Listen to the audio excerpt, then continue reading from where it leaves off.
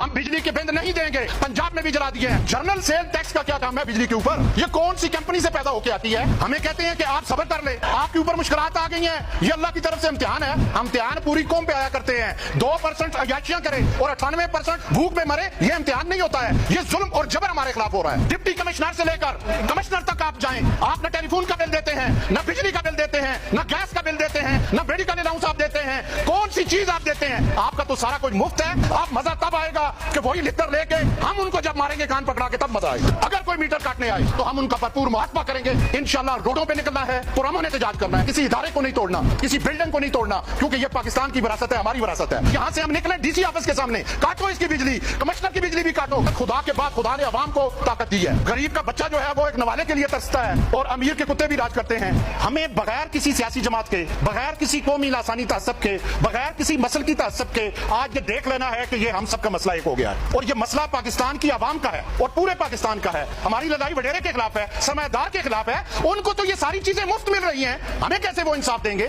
कि सबसे पहले हमारा मुतालबा इस सरजमीन से ये होना चाहिए कि जो 550 अरब की मुफ्त बिजली पाकिस्तान के वडेरे, सरमायादार, जागीरदार, वडेरे और ब्यूरोक्रेट इस्तेमाल करने हैं, याकी को खत्म किया जाए। दूसरी बात हमारी ये है कि डिप्टी कमिश्नर से लेकर कमिश्नर तक आप जाएं, भाई आप कौन सा बिल देते हैं? आप न टेलीफोन का बिल देते हैं, न बिजली का बिल देते हैं, न गैस का बिल देते हैं, न मेडिकल अलाउंस आप देते हैं। कौन सी चीज आप देते हैं? आपका तो सारा कुछ मुफ्त है। सबसे पहले इनकी मिलाद खत्म की जाए। जर्नल सेल टैक्स का क्या काम है बिजली के ऊपर? ये